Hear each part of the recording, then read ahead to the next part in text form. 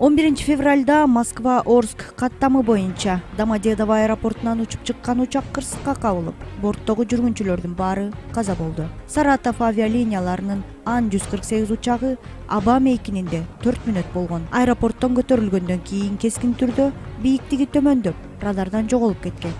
Учак Раменск районундагы Степанов айылына жакын жерде кулаган.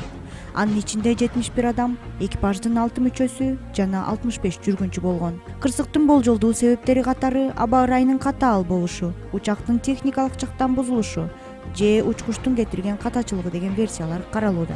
Кырсык боюнча кылмыш иши козголду. Мамлекеттер аралык авиация комитети авиакырсыктын себебин иликтеп жатат. Кыргыз Республикасынын Орусиядагы элчилигинин маалыматы боюнча каза болгондордун арасында кыргыз жарандары жок.